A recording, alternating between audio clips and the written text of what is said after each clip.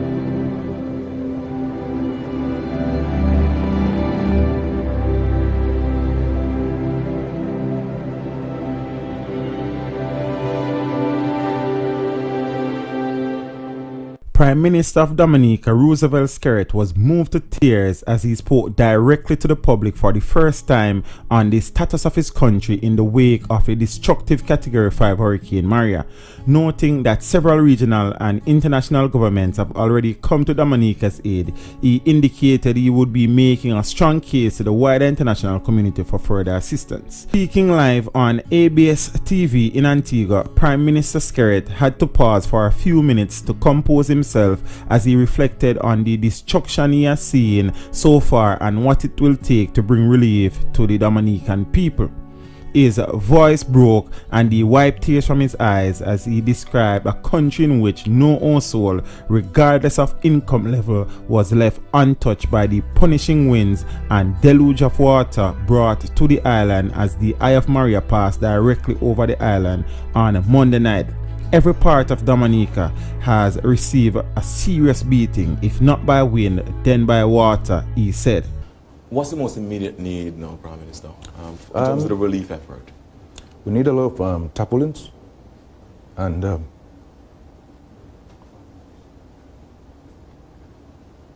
supplies. It's a difficult, it's really an extraordinarily difficult moment for Prime Minister Skerrit, who, as he said, has given us the opportunity to share his story with the world. And the Nature Isle has been an extraordinarily resilient country. You would have heard yesterday from Hartley Henry, the Prime Minister's principal advisor, telling ABS how difficult it is, and obviously it has been an extraordinarily difficult moment for the Prime Minister. Water for the people, food supplies, tarpaulins, some blankets, urgently. Prime Minister, and our viewers on TV and online would understand that we are taking a moment for the Prime Minister to collect himself again, because, as I said, just telling the story is an extraordinarily difficult thing for the Prime Minister. So far, 15 persons had been buried, with persons reported missing and more areas still to be visited.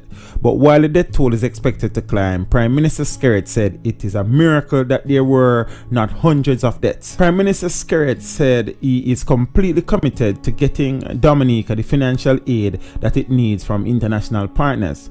Unfortunately, we had to wait for Irma and Maria to let the world understand what we have been saying to them for a long time, that we are very vulnerable. We are exposed to the ravages of climate change. We need access to resources to build more resilient societies and countries. We have been playing our part, but the extent of the resources required to put in the mitigation systems is beyond us. Secretary General to the United Nations, President of the General Assembly, distinguished heads of delegations, Excellencies, ladies and gentlemen. Mr. President, I come to you straight from the front line of the war on climate change. With physical and emotional difficulty, I have left my bleeding nation to be with you here today, because these are the moments for which the United Nations exists. It is why we, collectively, have always respected and hold dear the values of this institution. We congratulate you, Mr. President, on your appointment and wish you well in upholding the ideals of humanity's greatest invention.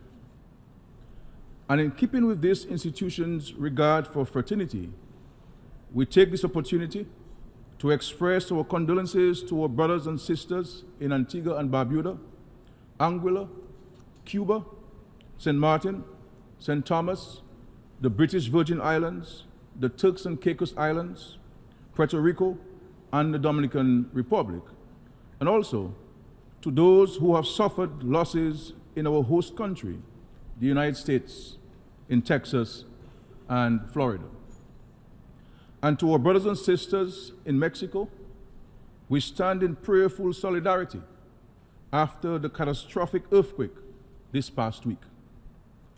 Mr. President, warmer air and sea temperatures have permanently altered the climate between the tropics of Cancer and Capricorn.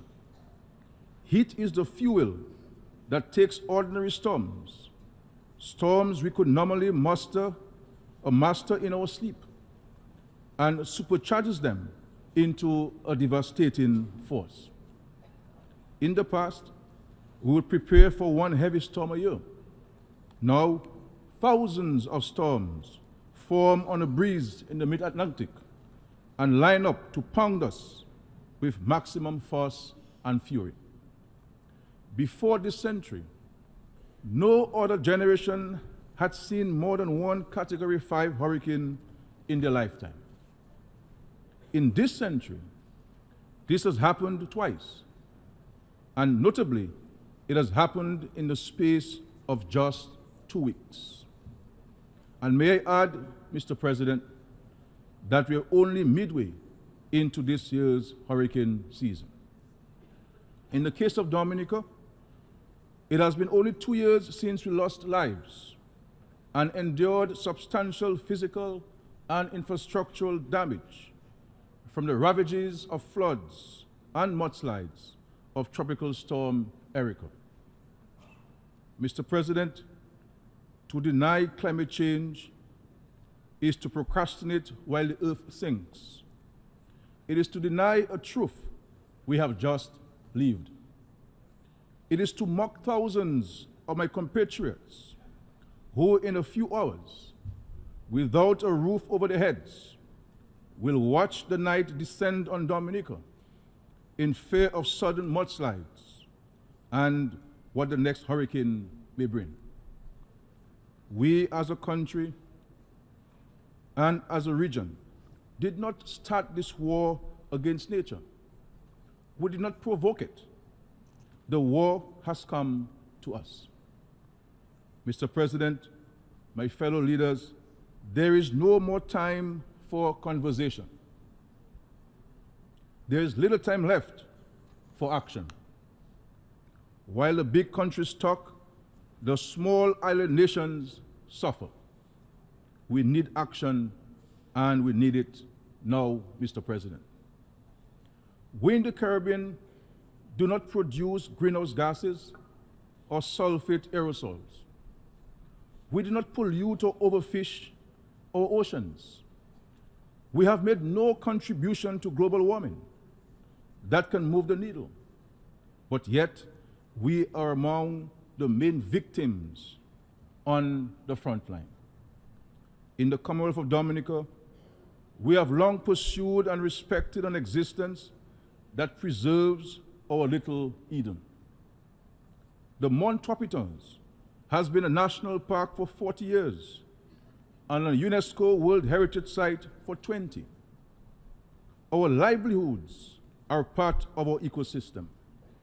This is how my people and my country earn and survive. But what is our reality at this moment? Pure devastation, as Dominicans bear the brunt of climate change. I repeat, we are shouldering the consequences of the actions of others, actions that endanger our very existence, and all for the enrichment of a few elsewhere. Mr. President, we dug graves today in Dominica. We buried loved ones yesterday, and I am sure that as I return home tomorrow, we shall discover additional fatalities as a consequence of this encounter. Our homes are flattened, our buildings roofless, our water pipes smashed, and road infrastructure destroyed. Our hospital is without power, and schools have disappeared beneath the rubble. Our crops are uprooted. Where there was green, there is now only dust and dirt. The desolation is beyond imagination. Mr. President, fellow leaders, the stars have fallen. Eden is broken. The nation of Dominica has come here to declare an international humanitarian emergency, one that is centered in Dominica, but also encompasses many of our neighbors, including our sister isle, Antigua, which had to evacuate its citizens from Barbuda. Dominicans, Mr. President, have been responsible members of the global community. We have co-joined all of the major international battles, from the abolition of forced labor to the protection of patents. Yet today, 72,000 Dominicans lie on the front line in a war they did not choose, with extensive casualties from a war that they did not start. The time has come for the international community to make a stand and to decide whether it will be shoulder to shoulder with those suffering the ravages of climate change worldwide, whether we can mitigate the consequences of unprecedented increases in sea temperatures and levels, whether to help us rebuild sustainable livelihoods, or whether the international community will merely show some pity now and then flee, relieved to know that this time it was not you. Today, Mr. President, we, the small nations of the world, need to know who are our real friends, who have our backs. And I promise you, Mr. President, that Dominicans and other Caribbean citizens will play our part. We are in shock, but we are not stooped. We cry, but do not despair. We will rise because Dominican people are strong, because Caribbean people are resilient. We will rebuild our Garden of Eden again for our children and for future generations. Mr. President, as a result of Tropical Storm Erica in 2015, we committed to creating a National Vulnerability Risk and Resilience Fund to improve the ability of our government to respond to the impact of natural disasters. That facility has not yet been capitalized. We intended to place funds from our own treasury on an annual basis, but our capacity to earn has now been significantly compromised, even before we have gotten it off the ground. Today, we need all the things required in a natural disaster that has affected an entire nation. We need water, food, and emergency shelter. We need roads, bridges, and new infrastructure. But we also need capabilities of delivery. I call upon those with substantial military capacities to lend us the rescue and rebuilding equipment that may be standing idle, waiting for a war. Let Dominica today be that war, because currently our landscape reflects a zone of war.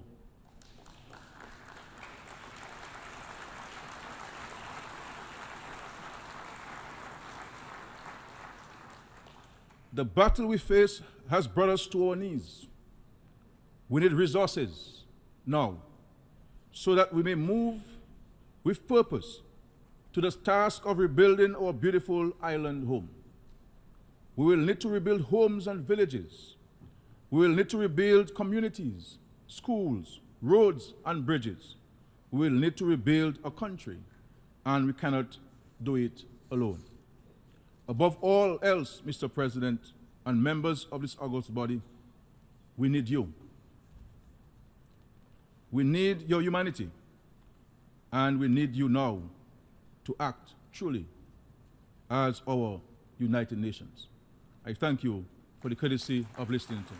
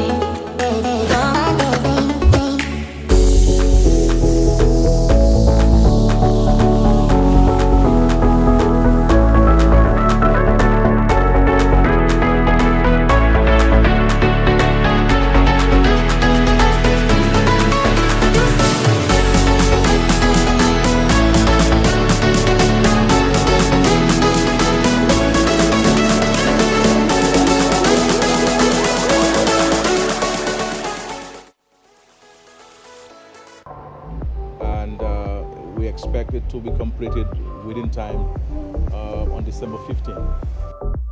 So it's a major undertaking there, and the project is on schedule. So I really want to commend the Ministry of Public Works for rather quickly, and also to the contractors for the usual diligence and their professionalism and high quality of work.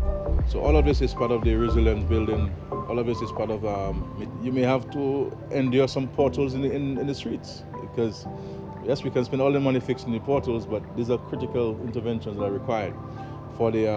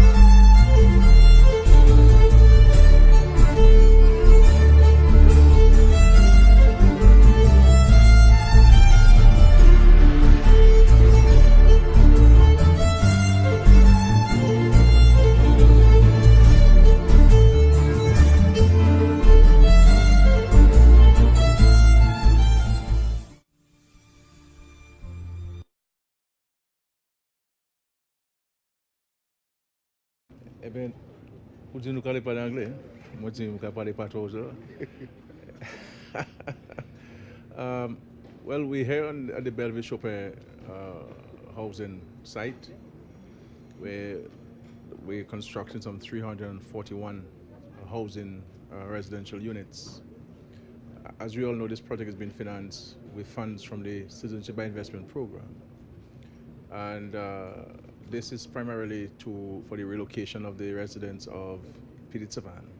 But there are some of our friends down in Pishle and some of the villages in the Piditsavan constituency who will benefit from these units. Yeah. These are 1 bedroom, 2 bedroom, 3 bedrooms, and 4 bedroom units. They are all will be painted and tiled with kitchen cupboards, outfitted with kitchen cupboards for the residents. This is a massive project, as you can all see. Work is still ongoing. There are several structures that have been completed, tiled, and everything's in place. Water, the telephone service are there. We're working the Dominica to make the necessary electrical connections. Obviously, we were hampered by the Hurricane Maria. Otherwise, this project would have been completed. It was already on schedule at the time Maria struck, but we lost several months because of this project. So we're here visiting the cabinet along with senior public officials to get a sense of how things are going, to make our own assessment of the progress, and to get a clear understanding of the completion dates for this project. Once we can get Dominica connected, there's a section of the project or the development that we'll hand over to the residents right away. So once Dominica is connected, we will hand over those residents. So far, we could move in about 70 or so people into the units, and by November, we'll have over 100 ready, and by December, well over that too. So we're making progress, and the fact is we are much further away now than we were several months ago. There's great excitement on the side of the people of Piditsavan. Obviously, been renting in different parts of the country, and the whole idea too is to bring back the nostalgic feeling of Piditsavan. So one of the things that we'll be doing here is the planting of bay leaf, a lot of trees. So we'll be propagating plants from Piditsavan itself. We will be engaging residents of Piditsavan to propagate those plants and also to plant them. And the developer will pay for those plants and pay to have them planted. So you have this nostalgia because bay leaf is almost synonymous with the residents of Piditsavan. So this will be done. This is not the only project. This is a massive project. Really, the biggest housing project the country would have seen in its entire existence. Not only over 40 years of independence, but in our own existence and so forth. And it's occupying well over 55 acres of land. And it's a massive expanse of land that are being used.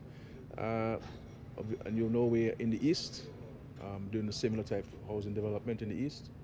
We're talking about Delis, La Plaine, Grand Fond, Castle Bruce, Saint-Sauveur, Portsmouth, and also Cotton Hill in the cottage constituency. And also we'll be doing in Roseau, in the Palm area, and also on the riverbank. We'll be doing some housing units on the riverbank, and possibly in Boyd's Avenue. The state acquired some land there some years ago when we were building the stadium. So the state will be demolishing these old structures and putting some apartment units there. So this is an onward march, to build 5,000 homes for our citizens to benefit from. These are tangible, practical interventions by the government.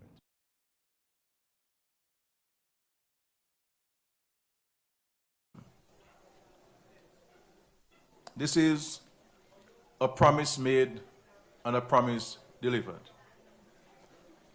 And people can say what they want about the Dominica Labour Party, but whenever the DLP makes a promise to people, it delivers that promise to people.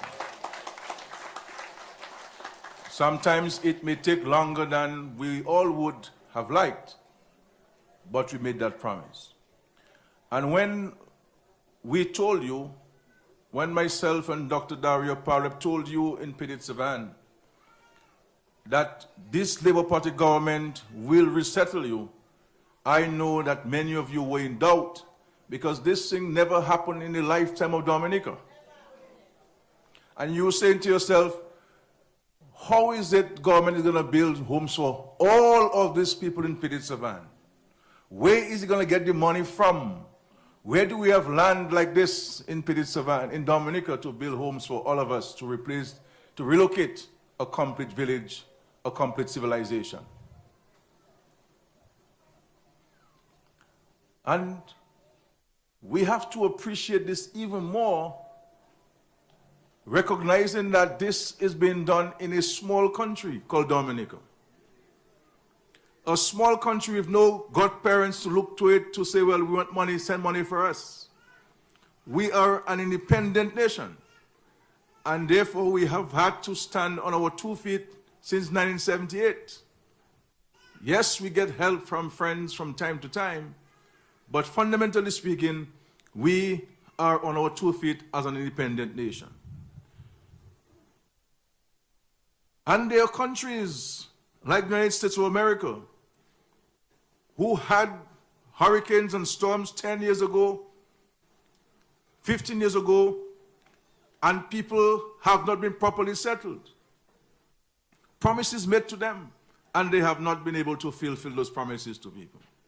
And here it is today, by the grace of God, and showing profound gratitude to the many blessings which the Lord bestow upon us, we're here giving keys to 52 families. 52 families of Petit-Savan who were displaced by Tropical Storm Erica. Dear Mr. Laurent, dear Mr. Antoine, I am pleased to award you a new residence in the community of Belleville-Chopin on behalf of the government of Dominica and the parliamentary representative. This is the fulfillment of promise made to you and your family. Let us continue to thank the good Lord for his continued mercies and blessings. I wish to remind you the scripture reading in Job 1:21. The Lord gave and the Lord has taken away. May the name of the Lord be praised. Let us all continue to thank God for his blessings and gifts. Yours sincerely, Honorable Roosevelt Skerrit, Minister of Housing and Lands and the Prime Minister of Dominica. By mid-April, that is next month, God willing, we will hand over 30 keys, 30 more keys by mid-April. And by the end of April, we'll hand over an additional 60 keys to 60 families. So in the month of April alone, we'll be giving keys to 90 additional families. And by mid-May, an additional 45 keys to families. And early June, first week of June, 50 additional keys.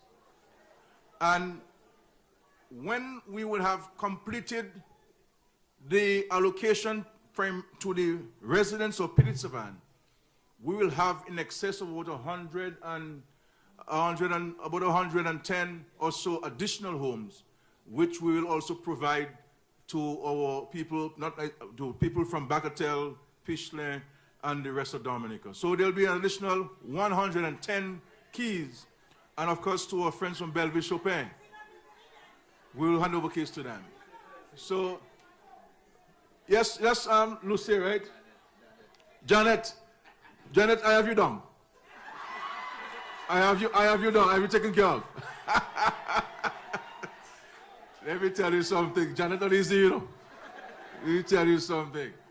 Thank God Janet supported me, Baba. But no, seriously. And in the next few weeks, we will see the commencement of some 500 residential units in some parts of Dominica. And I'm hoping to roll this over and to announce this very soon. So we'll be in an additional 500 units in some parts of Dominica. Really pushing towards the number of 5,000 new homes in Dominica. Building these homes in a sturdy way to ensure that when or if a storm comes, we'll be in a better position to withstand it. And as Mr. Timmins indicated to you, all of the electrical lines are underground. All of the telephone lines are underground. You're not seeing any poles there. All of it underground, creating a resilient community, a community that can withstand the test of times. And that's what we said we were going to do. And this is why, my friends, the Bible was so apt on the issue of vision. Because vision is important. It says, where there is no vision, a people perish. And when we were affected by Erica, we told Dominicans and we told our fellow citizens that we were going to build back better. And building back better, we articulated was that when we build these communities, this infrastructure, if we're to be visited by tropical storm Erica in the future, we'll be in a better position to withstand it. And even if this project was under construction at the time of Maria, not one house got affected. Not one house got affected. And when we built the bridge, the West Bridge in Roosevelt, after Tropical Storm Erica, not even the paint on the bridge got washed away by Hurricane Maria.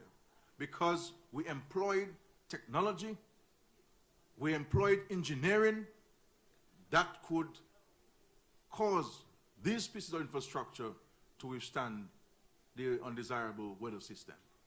So let us give thanks to the good Lord, my friends. You know, in everything we must give thanks.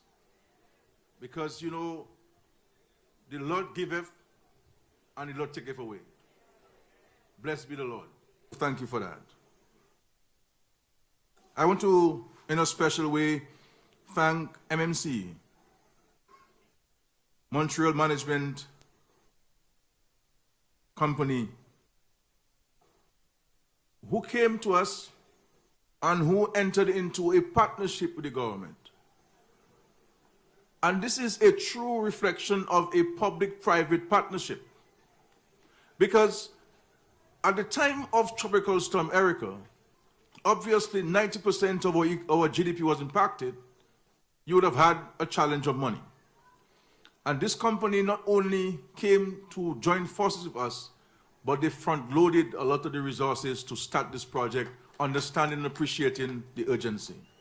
And I want to say to you, Mr. Timmins, please convey to Dr. Anthony our greatest appreciation as we continue to forge this partnership of sheltering hundreds of Dominicans.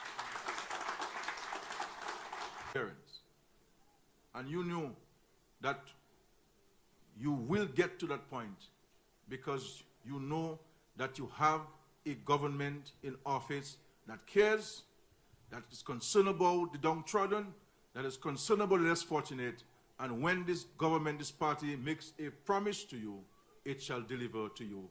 And I'm happy that we're here delivering on that promise. And as we've all agreed here tonight, by your applause and by your utterances, that at the appointed time, you will demonstrate your profound gratitude to